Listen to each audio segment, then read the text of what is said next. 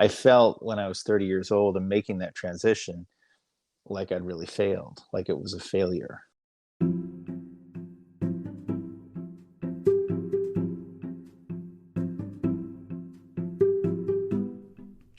Hello, and welcome to another episode of Live Through That, the companion podcast to my book of the same name, where I look at influential 90s musicians and where they are today.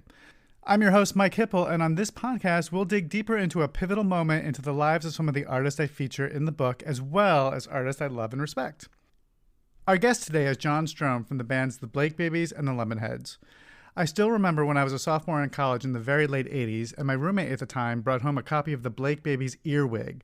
From the opening chords of Cesspool, I was hooked, and they pretty much instantly became one of my favorite bands.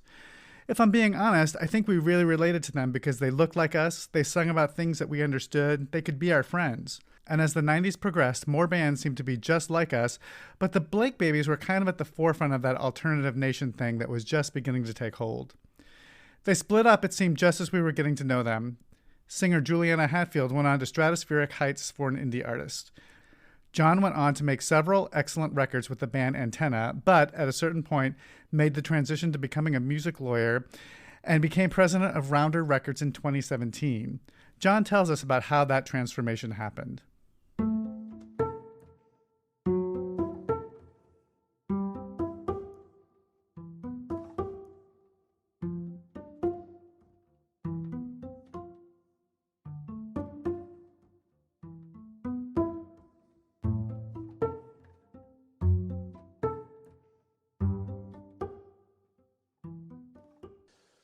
When I was a kid, I always knew what I wanted to be when I grew up, which is a working musician, a professional musician, preferably a famous professional musician when I was young.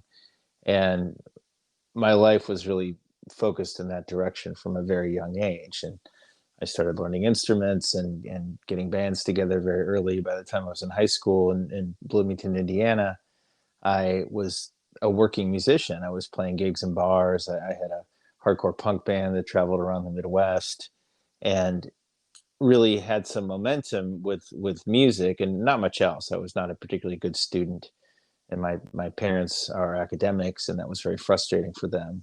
So when it came time for me to decide what to do for college, and by the way, I lived in a university town, and I could have gone to Indiana University for free, but I think they knew, and I knew that I had to get out of town and really have a go at trying to be a musician. So I convinced my parents to send me to the Berklee College of Music in Boston. And when I got there, I really got the wheels on what I was trying to do with music. I figured out the local scene. I met some musicians and started playing gigs around town. Within a couple of years of moving to Boston, I'd started my band Blake Babies with Juliana Hatfield and Frida Love, who was my high school girlfriend who moved with me. And I was also playing drums in the Lemonheads. And it was a really great time. It was a wonderful scene. We had a lot of amazing contemporaries there in Boston. We started traveling around, signed a record deal with Blake Babies, started making records. And I really didn't spend a lot of time in my early 20s wondering what the rest of my life was going to be like. I felt like it was all headed in the direction of building this career around music and that it was going very well. Even though I wasn't wealthy, even though I wasn't particularly well known or famous, I was just right in the middle of it. And, that was my direction for the time. And it was not without its problems. I think that bands are kind of like relationships in that if you start from a place of dysfunction, it's probably only going to get worse. And I was in a band that was dysfunctional that included a relationship that was dysfunctional with my high school girlfriend. So it was a little bit of a tough go. And early on in the career of my band, I was sort of the guy that knew how to do things or could figure it out. I realize now, many years later, that I was both a member of the band and sort of acting as the manager of the band. And Juliana Hatfield, the singer of the band, was really not ready to do it on her own. And I think she would be quick to agree with that. She was Frida and I sort of bullied her and cajoled her to get on stage and play her songs. And so it was sort of a true democracy early on. Uh, but that changed as the band started to get more successful because, as I understand, it's the natural course of things. There was a lot of focus on Juliana, who's the voice of the band, wrote most of the lyrics. She and I wrote the music, a lot of the music together, but she wrote most of the lyrics that she sang. So our band was doomed. And I think that Frida and I at the time were not super concerned about that because we figured we would just carry on the momentum and continue to be successful doing something else. So when I was about 24 years old, it would have been in about 1991, our band split up, and Frida and I formed another band called Antenna, which we kept our record deal, but it was never quite as successful as, and we didn't quite have the momentum that we'd had with Juliana.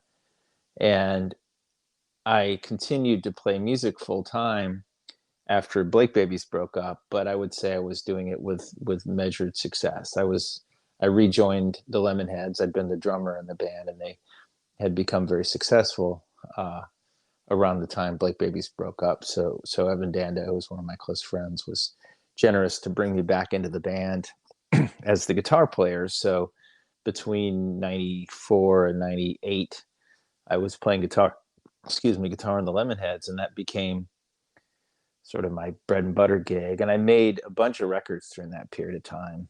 Uh, I made 2 records with Antenna, 2 albums. I made an album with a band called Vela Deluxe that I put together. I made a solo record and was working on another one.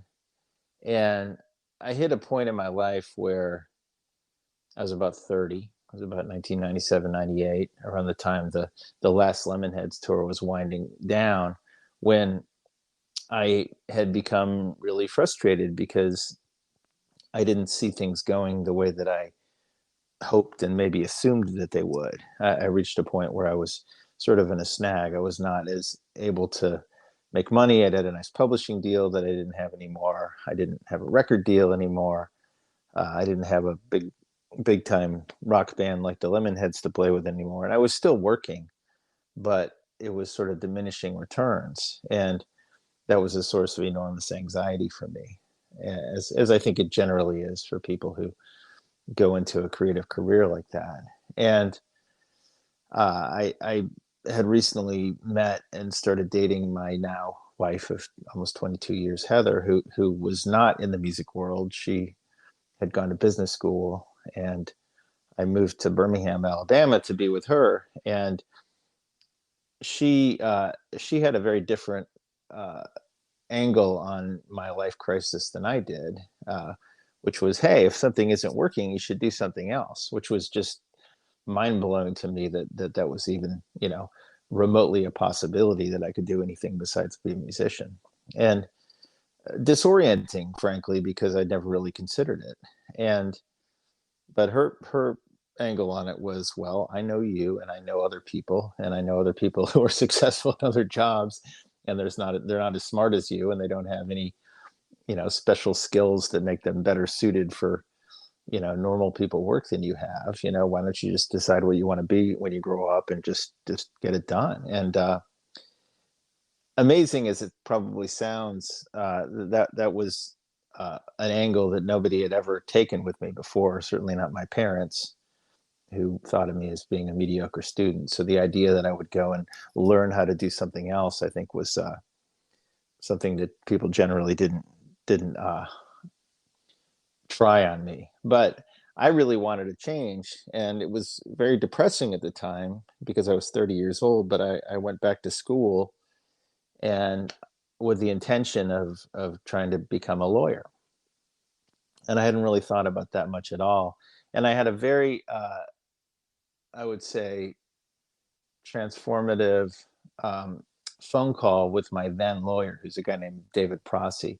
And I was frustrated because I said I didn't have a record deal. That wasn't exactly true. I was still signed to the record label that Blake Babies had been on, which was called Mammoth Records, which had been acquired by Hollywood Records, which is actually the Walt Disney Company. And they had my contract. And I had a couple lawyers try to get me out of the deal, and unsuccessfully. So I hired this guy, David Prossi, who was a young lawyer in Atlanta. And when I was sitting with him and trying to come up with a strategy to get out of the record deal, I gave him a bunch of ideas that I had from reading the contract, and maybe this would work, maybe this would work. And at some point, he just stopped and said, "Have you ever thought about doing this? Have you ever thought about being a lawyer?" And honestly, I hadn't. I like the idea of trying to be on the business side of music, but it had not occurred to me to be a lawyer. So that sort of planted the seed. So then when I got to the point when I was committed to going back to school, I decided to become a lawyer. Okay, John did a record, released a record on Flat Earth called Vestavia in 1999 that I just loved. That's lawyer David Prossi. Loved the artwork, the recording, all the songs, and of course he's a great entertainer. I'd seen him in a lot of his other bands, and was really liked working with him. He's I mean, you've talked to him. He's smart and funny and quick, with a dry sense of humor. And the lawyer that encouraged me to go to law school years earlier sort of said, well, the things you need to be successful in this industry are really, knowing people and having years, wearing a different hat in the industry really gives you a chance to build clients and understand how it works and who the people are that, and how to behave, how it works. And John had all of that. And so I had just closed the deal actually at a large publishing company. It was a competitive situation. And I got a call from John one day, and it turned out he had been signed to that publishing deal from a previous band, and sort of felt like he was stuck there. And he was saying, can you help me get out of this deal? And it's like, well, I just closed a big deal, and a lot of these people are calling me asking me what other artists I have right now. I think if I call them and ask for them to let you go, then they're going to think that there's money somewhere. And he was sort of saying, look, I want to stay an indie artist, and I don't think I'll do another big deal. It's not really the direction I'm headed. And so I was like, all right, well, why don't you write the letter, or have Heather, your wife, write the letter and just say, look, this is what my husband's doing, and or what I'm doing, and I feel kind of stuck, and would you please let me out? And I gave him the name of the guy I negotiated the deal with and said, this is who you should send it to. And he called me a few weeks later, and he was like, hey, it worked. They let me out of the deal. And I was like, oh, that's awesome. And so he said, I think I'd like to be a music lawyer. And I was like, yeah, dude, you should do that. My parents felt relieved that I'd found something that I could do in music, because I had been a very distracted and sort of indifferent student especially when I was in high school, because I was so into music and I was so excited about music and excited about the punk scene and what I was doing. So they knew that it was and I think I did and probably do have some degree of, attention deficit. And so I was not a great student at the time. So when I came back to them and said, hey, guess what? I'm going back to school. I want to be a lawyer. They were kind of like, well, what the hell? Where's this coming from? And the basic message back was, why would you make such an abrupt life change, when things have gone at least pretty well? It's like maybe you're in a down phase right now, but things have gone pretty well. But I could see that I was not going to recover from where I was with my music career, because I am not, how do I put this? I'm not somebody that's gonna impact the culture. I knew that I was smart to get together with Juliana and Evan and these amazing singers and sort of transformative figures. I've always known I was not one of those. So it wasn't like I was just going to reinvent myself as as some kind of fabulous pop star. I can be good in somebody's band. I can play guitar in somebody's band and do a really good job, but that's not the career I wanted. So I just kind of had to say, look, I got a plan. You just got to bear with me here. But they were not excited about it, and they didn't think it was a particularly good idea.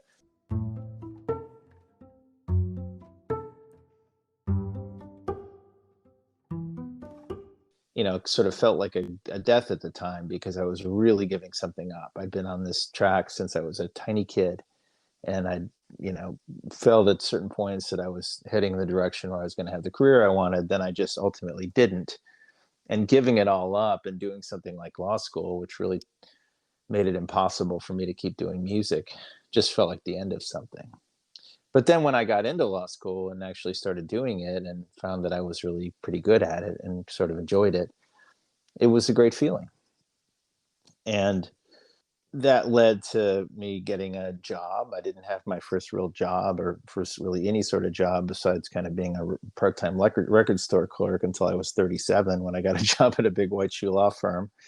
And I realized pretty quickly that wasn't what I wanted to do.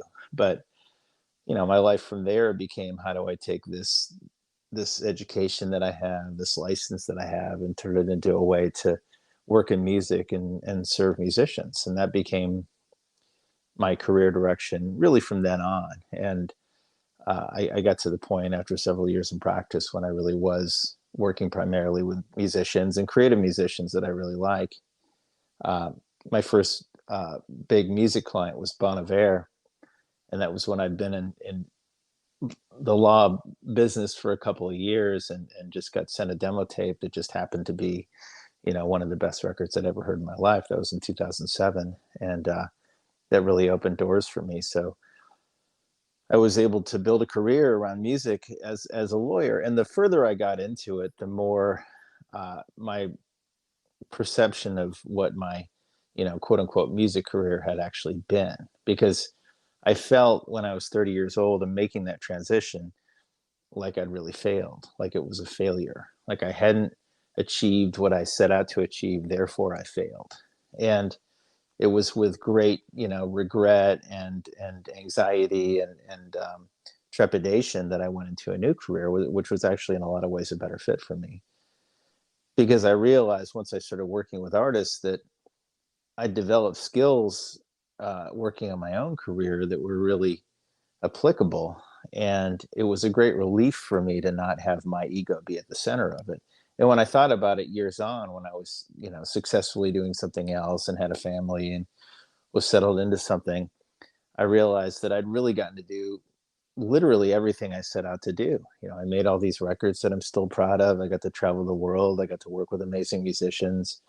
You know, I got to know the joy of making something up and having it connect with people and having people sing my songs back to me. You know, that's something I got to experience, and I'm really grateful for that, and I wouldn't trade it for anything. And now I don't think of it as a failure. I think of it as, you know, it was a success that transitioned into another successful career, and that's given me a lot of courage and perspective and insight and you know, ability to navigate what I do now. And now music for me is something that I do for joy. And I still play music with people. I still record. I was saying earlier that I'm finishing up an album. It's taken me about 15 years to do, and that's fine, because it isn't like there's some audience out there that's waiting with bated breath for the next John Strohm album. It's just something that I'm grateful to be able to share with people and do for joy, while, you know, the work I do to provide for my family is all related to music, and, you know, as a matter of ideology, has to do with helping people find their way in music and helping people control their rights and own their records and you know, make a living doing something creative. So I think it's a good outcome. But it's good to have lived to have that perspective, because at the time that I made that big transition, I really did feel like a failure. And if there's something to take away from that, I think it's, you know, it's probably very hard to see that when you're in the middle of it. But I see now that it was, you know, me being forced to step outside of that, you know, story that I thought I was writing, and actually, you know, see a path ahead that was different and ultimately better.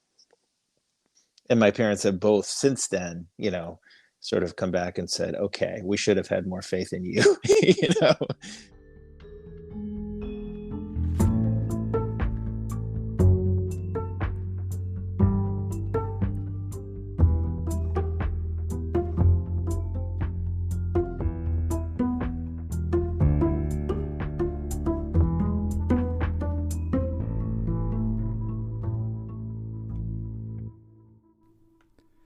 Thank you, John, for taking time to share this story, and for David for adding his memories too.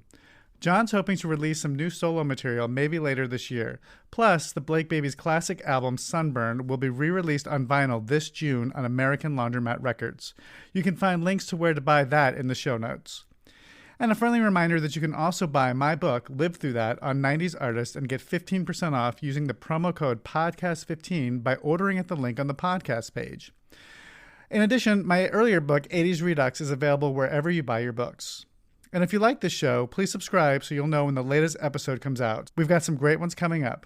You can also follow me on Twitter and Facebook at Mike Hipple Photo, all one word. Thanks for listening.